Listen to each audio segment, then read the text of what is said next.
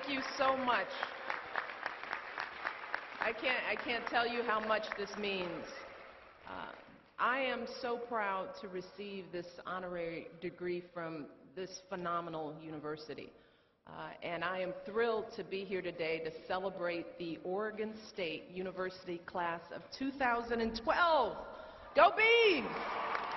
Oh, I want to start by thanking President Ray for that very kind introduction and for the degree. I also want to thank Provost Randhawa.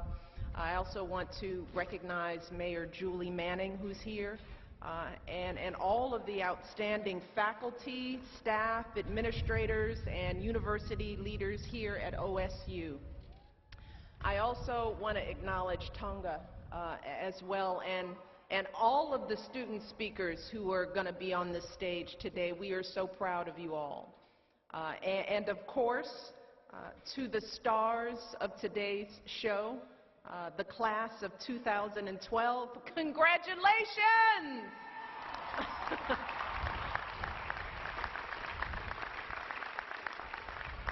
We are all so proud of you. We are proud of how hard you've worked, how much you've grown, and all that you've achieved during your time here at Oregon State. And I know that none of you did this alone.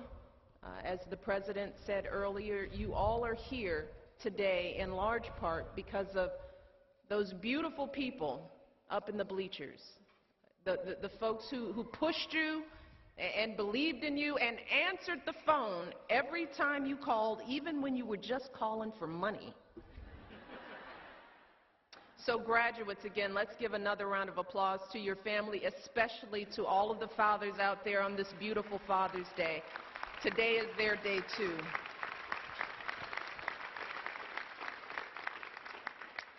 Now, like all of you, I am here today because of my family. As you know, Craig Robinson, your men's basketball coach, is my big brother. And last fall, Craig called me up and he said that if I didn't speak at this year's commencement, he was going to tell Mom on me. And since our mother now lives with me, that threat actually still carries some weight. But seriously, I'm not here today just because Craig has turned the Obama family into Beaver believers, which he has. I am also here proudly because of everything this university is doing for this country. You have built one of the most sustainable campuses in America. You're conducting groundbreaking research on everything from agriculture to nanotechnology to childhood obesity. You are serving others in so many ways, tutoring children, joining our armed forces, fighting hunger and disease here in America and around the world. So let me just say, I can see why Craig feels so at home here at OSU, because in so many ways, the values you all embody are the values that he and I were raised with.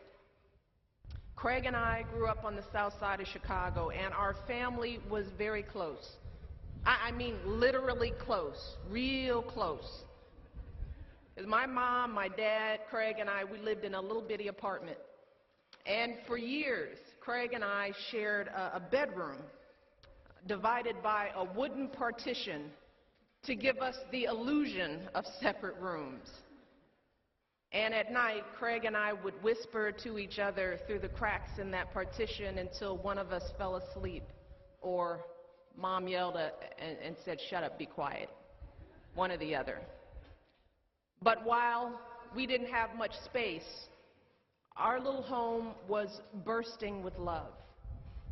I mean, we spent lots of time together as a family, laughing and sharing stories at dinner each night, playing board games, card games for hours, huddled around the kitchen table.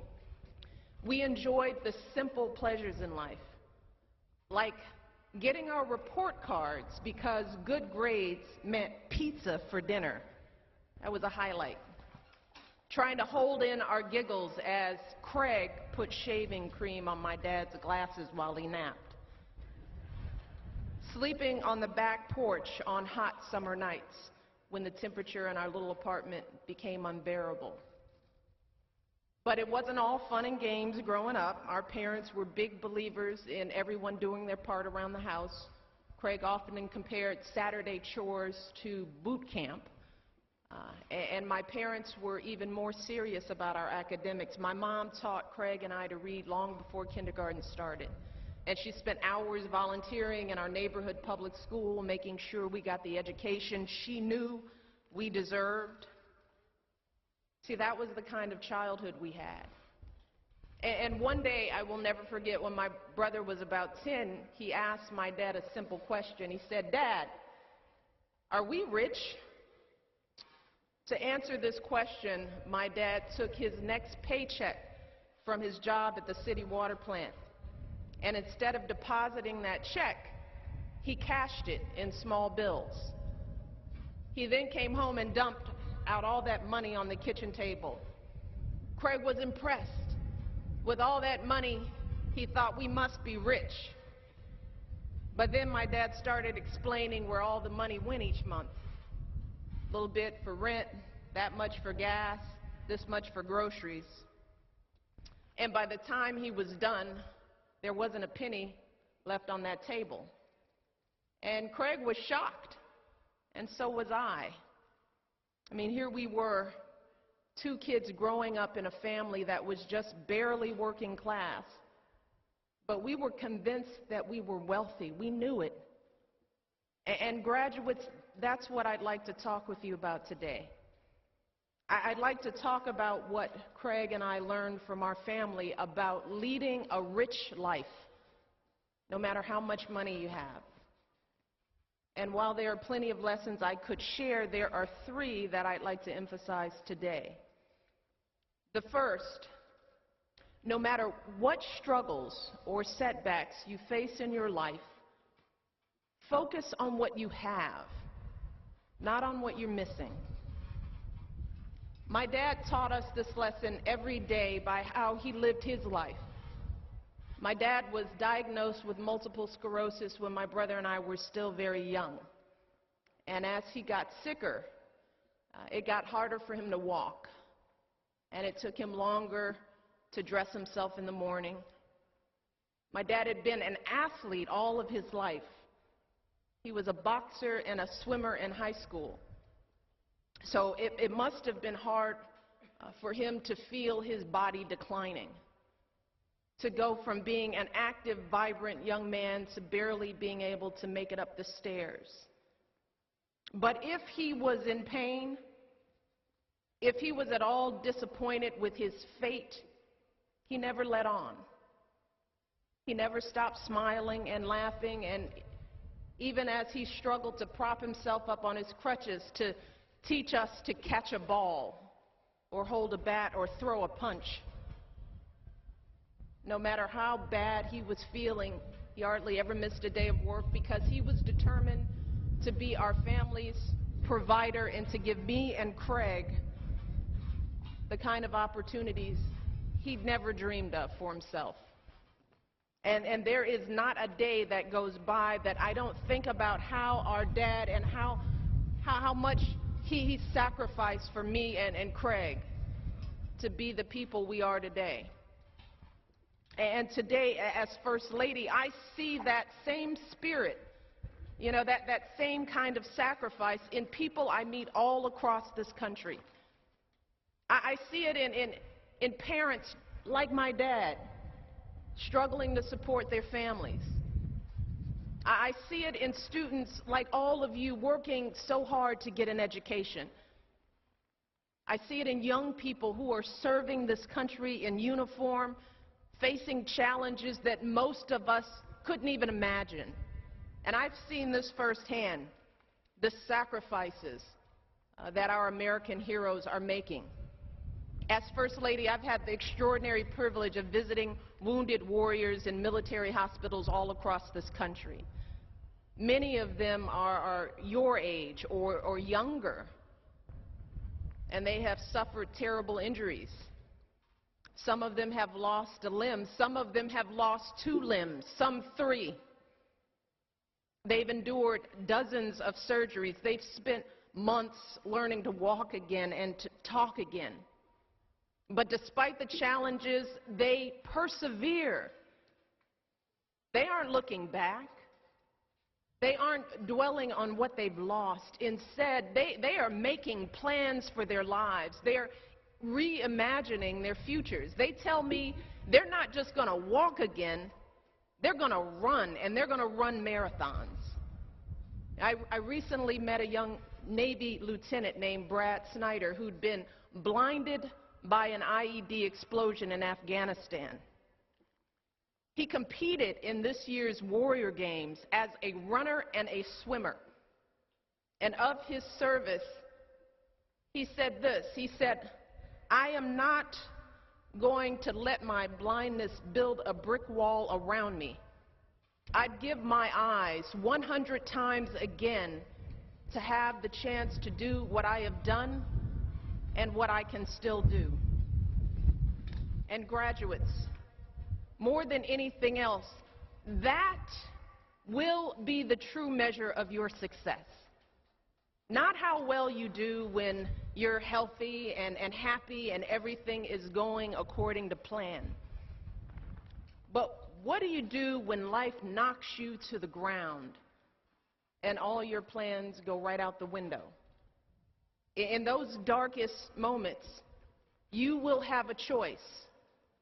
Do you dwell on everything you've lost, or do you focus on what you still have and find a way to move forward with passion, with determination, and with joy? And I know that many of you in this graduating class have already faced this choice in your own lives. Tonga shared with us today, but there's also one of today's graduates, Vanessa Vasquez. Vanessa's parents are agricultural workers with a grade school education, and she came to Oregon State determined to build a better life for her 4-month-old daughter. In addition to being a single mom, she's juggled a full course load and a part-time job. But it all paid off, and today she's receiving her degree in construction engineering and management. Her advice, yes, indeed.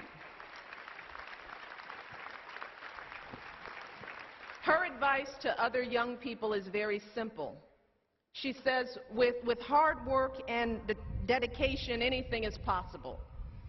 And then there's another member of the class of 2012, Nicholas Sitz, who is earning his degree in chemical engineering.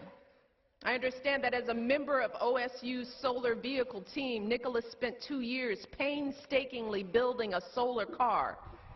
But when he took it out for a test drive last summer, it caught fire and exploded.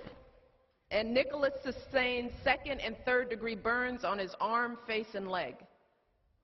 But instead of throwing in the towel, within a month, the team was back at work building another, hopefully less explosive car. Vanessa and Nicholas and the OSU solar team didn't give up when things got hard. Instead, they just dug deeper and worked harder and refused to give up on the success that they dreamed of. And that actually brings me to the second lesson I want to share about leading a rich life. And that is to define success on your own terms. Now, growing up, my parents always told me and Craig to be true to ourselves. But really, when you're a kid, it's hard to know what that means, right? And as you grow older, often it's just easier to grab for those gold stars and try to get that brass ring. And Craig and I both know this from experience. After graduating from college, we did everything we thought we should do to be successful.